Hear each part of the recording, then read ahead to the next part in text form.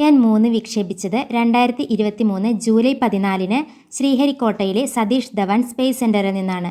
Chandrayaan 3 വിക്ഷേപിച്ചത് 2023 July 14 ശ്രീഹരിക്കോട്ടയിലെ Satheesh Dhawan space സെന്ററിൽ നിന്ന്. ചന്ദ്രയാൻ 3 ഒരു ഫെയിലിയർ ബേസ്ഡ് ഡിസൈനാണ്. എന്ന് വെച്ചാൽ പരാജയപ്പെടാനുള്ള സാധ്യതകൾ പരിഹരിച്ചുകൊണ്ടുണ്ടാക്കിയതാണ്. ചന്ദ്രയാൻ 3 ഒരു ഫെയിലിയർ ബേസ്ഡ് ഡിസൈനാണ്, അതായത് പരാജയപ്പെടാനുള്ള സാധ്യതകൾ പരിഹരിച്ചുകൊണ്ടുള്ളത്. ചന്ദ്രയാൻ 2ൻ്റെ ഒരു ഫോളോ ഓൺ ദൗത്യമാണ് ചന്ദ്രയാൻ 3. അതായത് നമുക്ക് ചന്ദ്രയാൻ 1 ഉണ്ടായിരുന്നു, 2 ഉണ്ടായിരുന്നു, അതിൻ്റെ ഒരു തുടർച്ചയാണ് ചന്ദ്രയാൻ 3. ഇതിൻ്റെ വിക്ഷേപണ വാഹനം എന്ന് പറയുന്നത് LVM-3M4. LVM-3M4. ചന്ദ്രയാൻ 3ൻ്റെ ഭാരം ചോദിക്കുകയാണെങ്കിൽ 3895 കിലോഗ്രാം, 3895 കിലോഗ്രാം. അതിനെ സ്പ്ലിറ്റ് ചെയ്ത് പഠിച്ച കുറച്ചുകൂടി എളുപ്പമായിരിക്കും. 3895 കിലോഗ്രാം. ഭൂമിയുടെ ഭ്രമണപഥത്തിൽ നിന്ന് ചന്ദ്രൻ്റെ ഭ്രമണപഥത്തിലേക്ക് ചന്ദ്രയാൻ 3 എത്തിയത് 2023 ഓഗസ്റ്റ് 5-നാണ്. 2023 ഓഗസ്റ്റ് 5-നാണ് ചന്ദ്രൻ്റെ ഭ്രമണപഥത്തിലേക്ക് എത്തിയത്. ഈ സമയത്ത് ചന്ദ്രയാൻ 3 പേടകത്തിൽ നിന്ന് ISROയ്ക്ക് ഒരു സന്ദേശം പോയി. ആ സന്ദേശം ഇങ്ങനെയായിരുന്നു: ഞാൻ ചന്ദ്രൻ്റെ ഗുരുത്വാകർഷണം അനുഭവിക്കുന്നു. ഞാൻ ചന്ദ്രൻ്റെ ഗുരുത്വാകർഷണം അനുഭവിക്കുന്നു. അപ്പോൾ 2023 ഓഗസ്റ്റ് 5-നാണ് ചന്ദ്രൻ്റെ ഭ്രമണപഥത്തിലേക്ക് ചന്ദ്രയാൻ 3 എത്തിയത്. അപ്പോൾ ISROയിലേക്ക് ഒരു സന്ദേശം അയക്കേണ്ടായി. ആ സന്ദേശം ഇങ്ങനെയായിരുന്നു: ഞാൻ ചന്ദ്രൻ്റെ ഗുരുത്വാകർഷണം അനുഭവിക്കുന്നു. ഇവിടെ നിന്നും വിക്ഷേപിച്ചിട്ട് 41 ദിവസത്തെ യാത്രയ്ക്ക് ശേഷമാണ് ചന്ദ്രൻ്റെ ദക്ഷിണ ധ്രുവത്തിൽ ചന്ദ്രയാൻ 3 സോഫ്റ്റ് ലാൻഡിംഗ് ചെയ്തത്. ദക്ഷിണ ധ്രുവത്തിലാണ് എന്നുള്ളത് ഇമ്പോർട്ടൻ്റ് ആയിട്ടുള്ളൊരു കാര്യമാണ്. 41 ദിവസത്തെ യാത്രയ്ക്ക് ശേഷമാണ് ചന്ദ്രൻ്റെ ദക്ഷിണ ധ്രുവത്തിൽ ചന്ദ്രയാൻ 3 സോഫ്റ്റ് ലാൻഡിംഗ് ചെയ്തത്. ഇതോടെ ചന്ദ്രൻ്റെ ദക്ഷിണ ധ്രുവത്തിൽ സോഫ്റ്റ് ലാൻഡിംഗ് ചെയ്യുന്ന ആദ്യ രാജ്യം എന്ന പദവി ഇന്ത്യ സ്വന്തമാക്കി. ചന്ദ്രൻ്റെ ദക്ഷിണ ധ്രുവത്തിൽ പേടകമിറക്കുന്ന സോഫ്റ്റ് ലാൻഡിംഗ് ചെയ്യുന്ന ആദ്യ രാജ്യം എന്ന പദവി ഇന്ത്യ സ്വന്തമാക്കി. 2023 ഓഗസ്റ്റ് 23 വൈകുന്നേരം 6:04 ചന്ദ്രയാൻ 3 സോഫ്റ്റ് ലാൻഡിംഗ് നടത്തിയത്. അപ്പോൾ നമ്മൾ ഇവിടുന്ന് ജൂലൈ 4 വിക്ഷേപിച്ചു, ഓഗസ്റ്റ് 23 സോഫ്റ്റ് ലാൻഡിംഗ് നടത്തുന്നത്. ഈ ഡേറ്റ് ഇമ്പോർട്ടൻ്റ് ആണ്, കാരണം ഓഗസ്റ്റ് 23 ദേശീയ ബഹിരാകാശ ദിനമായിട്ട് ആചരിക്കാൻ പ്രധാനമന്ത്രി നരേന്ദ്രമോദി തീരുമാനിച്ചു. അപ്പോൾ ദേശീയ ബഹിരാകാശ ദിനം എന്നാണെന്ന് ചോദിച്ചാൽ അത് ഓഗസ്റ്റ് 23 കാരണം ഓഗസ്റ്റ് 23 ചന്ദ്രയാൻ 3 സോഫ്റ്റ് ലാൻഡിംഗ് ചെയ്തത്. ഈ സമയത്തും ചന്ദ്രയാൻ 3 പേടകത്തിൽ നിന്നും ISROയ്ക്ക് ഒരു സന്ദേശം പോയി. ആ സന്ദേശം ഇങ്ങനെയായിരുന്നു: India, I reached my destination and you too. India, I reached my destination and you too. ചന്ദ്രനിൽ സോഫ്റ്റ് ലാൻഡിംഗ് നടത്തുന്ന 4ാമത്തെ രാജ്യമാണ് ഇന്ത്യ. അപ്പോൾ ഇതിന് നമുക്ക് മുന്നേ 3 പേര് സോഫ്റ്റ് ലാൻഡിംഗ് നടത്തിയിട്ടുണ്ട്. ആദ്യം നടത്തിയത് റഷ്യയാണ്, അത് 1966. രണ്ടാമത് USA ആണ്, അതും 1966 തന്നെയാണ്. പിന്നെ മൂന്നാമത് നടത്തിയത് ചൈനയാണ്, അത് 2013. ആദ്യം റഷ്യ 1966, പിന്നെ USA 1966, ദെൻ ചൈന, അത് 2013. നാലാമത് നടത്തിയത് ഇന്ത്യയാണ് 2023. എന്നാൽ ചന്ദ്രൻ്റെ ദക്ഷിണ ധ്രുവത്തിൽ സോഫ്റ്റ് ലാൻഡിംഗ് നടത്തുന്ന ആദ്യത്തെ രാജ്യം ഏതാണെന്ന് ചോദിച്ചാൽ അത് ഇന്ത്യയാണ്. ആദ്യത്തെ രാജ്യം ഇന്ത്യ. റഷ്യ, USA, ചൈന, അതൊന്ന് ഓർത്ത് വയ്ക്കുക കേട്ടോ. Russia, USA, China.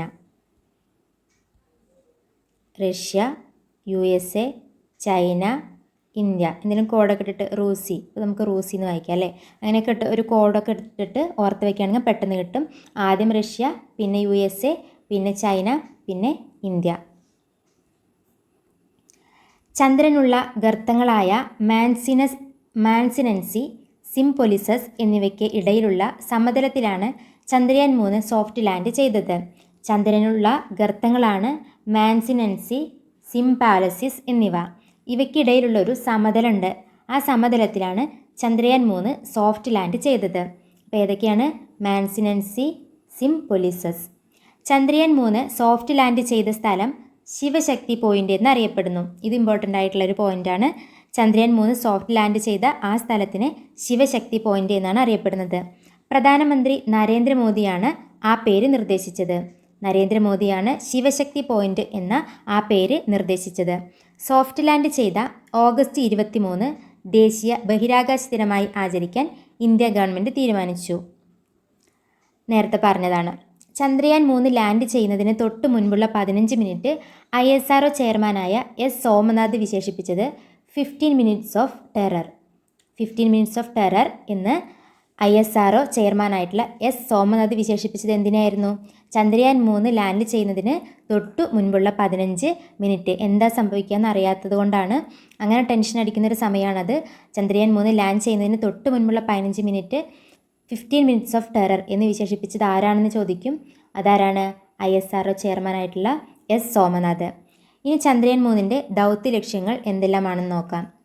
പ്രധാനപ്പെട്ടും 3 ലക്ഷ്യങ്ങളാണ് ഉണ്ടായിരുന്നത്. അവ ഇതൊക്കെയാണ്: ചന്ദ്ര ഉപരിതലത്തിൽ സുരക്ഷിതമായ സോഫ്റ്റ് ലാൻഡിങ് സാധ്യമാക്കുക. ചന്ദ്രൻ്റെ ഉപരിതലത്തിൽ സുരക്ഷിതമായിട്ടുള്ള സോഫ്റ്റ് ലാൻഡിങ് സാധ്യമാക്കുക. സോഫ്റ്റ് ലാൻഡിങ് സമയത്ത് അവിടെ കുത്തിയിടിച്ച് വീഴാനുള്ള സാധ്യത ഉണ്ട്. അത് ഒഴിവാക്കി സുരക്ഷിതമായിട്ടുള്ളൊരു സോഫ്റ്റ് ലാൻഡിങ് നടത്തണം എന്നതായിരുന്നു ഒന്നാമത്തെ ലക്ഷ്യം. രണ്ടാമത്തെ ലക്ഷ്യം റോവർ ചന്ദ്രനിൽ കറങ്ങുന്നത് കാണിക്കുക. റോവർ ചന്ദ്രനിൽ കറങ്ങുന്നത് കാണിക്കുക. മൂന്നാമത്തെ ലക്ഷ്യം സ്ഥലത്ത് ശാസ്ത്രീയ പരീക്ഷണങ്ങൾ നടത്തുക. 1 സോഫ്റ്റ് ലാൻഡിങ് നടത്തുക, 2 റോവർ ചന്ദ്രനിൽ കറങ്ങുന്നത് കാണിക്കുക, 3 സ്ഥലത്ത് ശാസ്ത്രീയ പരീക്ഷണങ്ങൾ നടത്തുക. ഇനി ഈ പേടകത്തിലെ ലാൻഡറിനെയും റോവറിനെയും കുറിച്ച് നോക്കാം. ചന്ദ്രയാൻ 3ൻ്റെ ലാൻഡറിൻ്റെ പേര് വിക്രം ലാൻഡർ എന്നാണ്. ചന്ദ്രയാൻ 3ൻ്റെ ലാൻഡർ വിക്രം എന്നാണ് അതിൻ്റെ പേര്. വിക്രം എന്നതിൻ്റെ അർത്ഥം ധൈര്യം എന്നാണ്. അപ്പോൾ ചന്ദ്രയാൻ 3ൻ്റെ ലാൻഡർ ഏതാണെന്ന് ചോദിച്ചാൽ അത് വിക്രമാണ്. വിക്രം എന്നതിൻ്റെ മീനിങ് ധൈര്യം എന്നാണ്. ഇനി റോവറിൻ്റെ പേര് പ്രഗ്യാൻ. റോവർ പ്രഗ്യാൻ. പ്രഗ്യാൻ മീൻസ് ജ്ഞാനം. ഓക്കെ, അപ്പോൾ രണ്ടും മാറിപ്പോവരുത്. ലാൻഡർ ഏതാണ്? വിക്രമാണ്. റോവർ ഏതാണ്? പ്രഗ്യാനാണ്. പ്രഗ്യാൻ റോവർ. നോക്കിയാൽ മതി. റോവർ പ്രഗ്യാൻ. റോവർ പ്രഗ്യാൻ അതിൻ്റെ മീനിങ് ജ്ഞാനം എന്നാണ്.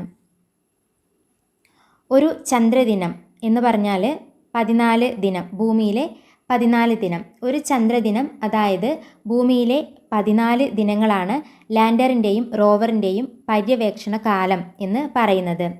ചന്ദ്രയാൻ 3 ലാൻഡറിൻ്റെ പരീക്ഷണ ലാൻഡിംഗ് നടത്തിയത് തമിഴ്നാട്ടിലെ നാമക്കൽ എന്ന സ്ഥലത്തെ മണ്ണിലാണ്. അപ്പോൾ ചന്ദ്രയാൻ 3 ലാൻഡറിൻ്റെ പരീക്ഷണ ലാൻഡിംഗ് നടത്തിയത് എവിടെയാണെന്ന് ചോദിച്ചാൽ തമിഴ്നാട്ടിലെ നാമക്കൽ എന്ന സ്ഥലത്തെ മണ്ണിലാണ്. ലാൻഡറിൽ ഇന്ത്യയുടെ 3 പേലോഡുകൾ ആണ് ഉള്ളത്. ലാൻഡറിൽ ഇന്ത്യയുടെ 3 പേലോഡുകളാണ് ഉള്ളത്. ഇനി ലാൻഡറിലുള്ള ആ 3 പേലോഡുകൾ ഏതെല്ലാം നോക്കാം. അപ്പോൾ ലാൻഡർ ഏതായിരുന്നു? വിക്രം ആയിരുന്നു. വിക്രം എന്ന് പറഞ്ഞാൽ അതിൻ്റെ മീനിങ് ധൈര്യം എന്നാണ്. ലാൻഡറിൽ 3 പേലോഡുകൾ ഉണ്ടെന്ന് പറഞ്ഞു. ഓരോന്നും ഏതാണെന്ന് നോക്കാം. ഒന്നാമത്തെ രംഭ. രംഭ എന്ന് പറയുന്നതാണ് ഒന്നാമത്തെ പേലോഡ്. അതിൻ്റെ full form radio anatomy of moon bound hypersensitive ionosphere and atmosphere Langmuir probe. Rambha LP. ചന്ദ്ര ഉപരിതലത്തിലെ പ്ലാസ്മ സാന്ദ്രതയും അതിൻ്റെ മാറ്റങ്ങളും കണ്ടെത്താൻ വേണ്ടിയിട്ടാണ് ഈ രംഭ LP എന്ന പേലോഡ് കൊടുത്തിട്ടുള്ളത്. അപ്പോൾ അതിൻ്റെ ആ ഒരു ഉദ്ദേശം ചോദിക്കും. രംഭ LP എന്ന് പറയുന്ന പേലോഡ് ലാൻഡറിലുള്ളതാണ്, വിക്രം ലാൻഡറിലുള്ളതാണ്. അതിൻ്റെ ലക്ഷ്യം എന്ന് പറയുന്നത് ചന്ദ്ര ഉപരിതലത്തിലെ പ്ലാസ്മ സാന്ദ്രതയും അതിൻ്റെ മാറ്റങ്ങളും കണ്ടെത്താൻ വേണ്ടിയിട്ടുള്ളതാണ്. ഇനി രണ്ടാമത്തെ ശാസ്തെ എന്ന് പറയുന്ന പേലോഡാണ്. ചന്ദ്രാസ് സർഫേസ് തെർമോഫിസിക്കൽ എക്സ്പെരിമെൻറ്റ് എന്നാണ് അതിൻ്റെ full form. Chandra's surface thermophysical experiment. ചന്ദ്രൻ്റെ പോളാർ റീജിയന് സമീപത്തെ ചന്ദ്രോപരിതലത്തിലെ രാസവസ്തുക്കൾ സംബന്ധിച്ച് വിവരം വിശകലനം ചെയ്ത് താപവ്യതിയാനങ്ങളെക്കുറിച്ച് പഠിക്കാൻ. അപ്പോൾ ഇവിടെ നിന്ന് കിട്ടും തെർമോഫിസിക്കൽ എക്സ്പെരിമെൻ്റ് അല്ലേ. താപവ്യതിയാനങ്ങളെക്കുറിച്ച് പഠിക്കാനാണ് ചാസ്തെ എന്ന് പറയുന്ന പേലോഡ് വിക്ഷേപിച്ചിട്ടുള്ളത്. അടുത്തത് ഇൽസ. അപ്പോൾ 3 പേലോഡുകൾ രംഭ LP, ചാസ്തെ, ഇൽസ. രംഭ, ചാസ്തെ, ഇൽസ. ഇൽസ എന്ന് പറഞ്ഞാൽ instrument four lunar seismic activity. Instrument four lunar seismic activity. Lander ഇറങ്ങുമ്പോൾ പ്രതലത്തിലെ പ്രകമ്പനങ്ങൾ അളക്കുകയും പ്രതലത്തിൻ്റെ മേൽഭാഗം ചിത്രീകരിക്കുകയും ചെയ്യുന്നു. അതായിരുന്നു ഇൽസയുടെ ദൗത്യം. ലാൻഡർ ഇറങ്ങുമ്പോൾ പ്രതലത്തിലെ പ്രകമ്പനങ്ങൾ അളക്കുകയും പ്രതലത്തിൻ്റെ മേൽഭാഗം ചിത്രീകരിക്കുകയും ചെയ്യുന്നു. അതവിടെ നിന്ന് കിട്ടും സീസ്മിക് ആക്ടിവിറ്റി എന്ന് കിട്ടും. ഓക്കെ, വിക്രം ലാൻഡറിലുള്ള നാസ രൂപകൽപ്പന ചെയ്ത പേലോഡാണ് LRA, ലേസർ റിട്രോഫ്ലക്ടർ അറേ. അപ്പോൾ വിക്രം ലാൻഡറിൽ നാസ രൂപകൽപ്പന ചെയ്തൊരു പേലോഡ് ഉണ്ട്, അതാണ് LRA, ലേസർ റിട്രോഫ്ലക്ടർ അറേ. ലേശം ലക്ഷ്മികൾ ഉപയോഗിച്ച് ലേസറാണ് കേട്ടോ, ലേസർ. ഇവിടെ ലേശം എന്നാണ് കൊടുത്തിട്ടുള്ളത്. ലേസർ. ലേസർ രശ്മികൾ ഉപയോഗിച്ച്, അവിടെ തെറ്റ് പറ്റിയിട്ടുണ്ട്, രശ്മികൾ എന്നാണ്. ലേസർ രശ്മികൾ ഉപയോഗിച്ച് ഉപരിതലത്തിലെ ദൂരം കണക്കാക്കുന്നു. ലേസർ രശ്മികൾ, രശ്മിയാണ്. ലേസർ രശ്മികൾ ഉപയോഗിച്ച് ഉപരിതലത്തിലെ ദൂരം കണക്കാക്കുന്നു. ഓക്കെ, അപ്പോൾ നമ്മൾ ഇപ്പോൾ വിക്രം ലാൻഡറിലുള്ള 3 പേലോഡുകളെ കുറിച്ചും പഠിച്ചു. ഇനി നമ്മൾ റോവർ ഉണ്ടെന്ന് പറഞ്ഞു. ഈ റോവറിലും 2 പേലോഡുകളുണ്ട്. റോവറിൻ്റെ പേരെന്തായിരുന്നു? പ്രഗ്യാൻ, അല്ലേ? പ്രഗ്യാൻ എന്നായിരുന്നു റോവറിൻ്റെ പേര് പഠിച്ചിട്ടുള്ളത്. ഈ റോവറിൽ 2 പേലോഡുകളുണ്ട്. ഒന്ന് ലിബ്സും 2 ആപ്സസും. ലിബ്സും ആപ്സസും. ലിബ്സ് പറഞ്ഞാൽ laser induced break down spectroscope. Laser induced break down spectroscope. Land ചെയ്യുന്ന സ്ഥലത്ത് മണ്ണിൻ്റെയും പാറകളുടെയും ഘടന, മൂലക ഘടന കേട്ടോ, മൂലക ഘടന. ലാൻഡ് ചെയ്യുന്ന സ്ഥലത്ത് മണ്ണിൻ്റെയും പാറകളുടെയും മൂലക ഘടന പഠിക്കാൻ വേണ്ടിയിട്ടുള്ളതാണ് ലിബ്സ് എന്ന് പറയുന്നത്. മൂലകങ്ങൾ ഏതൊക്കെയാണ്? Magnesium, aluminium, silicon, potassium, calcium, titanium, iron. ഇത്തരത്തിലുള്ള മൂലകങ്ങളുടെ ഘടന പഠിക്കാൻ വേണ്ടിയിട്ട് ലാൻഡ് ചെയ്തതാണ് ലിബ്സ് എന്ന് പറയുന്ന റോവറിലെ പേലോഡ്. ആദ്യമായി സൾഫറിൻ്റെ സാന്നിധ്യമാണിത് കണ്ടെത്തിയത് കേട്ടോ. ആദ്യമായിട്ട് സൾഫറിൻ്റെ സാന്നിധ്യമാണ് കണ്ടെത്തിയത്. ഇനി ആപ്സസ് എന്ന് പറയുന്ന payload, alpha particle x-ray spectrometer. APXS എന്ന് പറഞ്ഞാൽ ആൽഫ പാർട്ടിക്കിൾ എക്സ്റേ സ്പെക്ട്രോമീറ്റർ. ചന്ദ്രൻ്റെ ഉപരിതലത്തെക്കുറിച്ച് കൂടുതൽ മനസ്സിലാക്കി അതിൻ്റെ രാസഘടനയും ധാതുഘടനയും കുറിച്ച് പഠിക്കാൻ വേണ്ടിയിട്ടാണ് എന്തുണ്ടായിരുന്നത്? ആപ്സസ്, ആൽഫ പാർട്ടിക്കിൾ എക്സ്റേ സ്പെക്ട്രോമീറ്റർ. ഉപരിതലത്തെക്കുറിച്ച് കൂടുതൽ മനസ്സിലാക്കി രാസഘടനയും ധാതുഘടനയും കുറിച്ച് പഠിക്കാൻ. ഓക്കെ, അപ്പോൾ ചന്ദ്രയാൻ 3 പ്രൊജക്റ്റ് ഡയറക്ടർ ആരാണെന്ന് ചോദിച്ചാൽ അത് പി വീരമുത്തുവേലാണ് കേട്ടോ, ഡയറക്ടർ. ചന്ദ്രയാൻ 3 പ്രൊജക്റ്റ് ഡയറക്ടർ ആരാണെന്ന് ചോദിച്ചാൽ അത് പി വീരമുത്തുവേലാണ്. പിന്നെ ഡെപ്യൂട്ടി പ്രൊജക്റ്റ് ഡയറക്ടർ ആണെന്ന് ചോദിച്ചാൽ K Kalpana. Okay, Chandrayaan 3 project director P വീരമുത്തുവേലും ഡെപ്യൂട്ടി പ്രൊജക്റ്റ് ഡയറക്ടർ കെ കൽപ്പനയാണ്. ഇനി മിഷൻ ഡയറക്ടർ ആണെന്ന് ചോദിച്ചാൽ അത് മോഹൻകുമാർ. Mission director Mohankumar. ഇത്രയുമാണ് ചന്ദ്രയാൻ 3 കുറിച്ചിട്ട് ഉള്ള ഡീറ്റെയിൽസ്. ഇതിൽ നിന്ന് എവിടെ നിന്ന് വേണമെങ്കിലും ക്വസ്റ്റ്യൻസ് വരാൻ സാധ്യതയുണ്ട്. ഓക്കെ, അപ്പോൾ റിപ്പീറ്റ് ചെയ്ത് കേട്ട് പഠിക്കുക.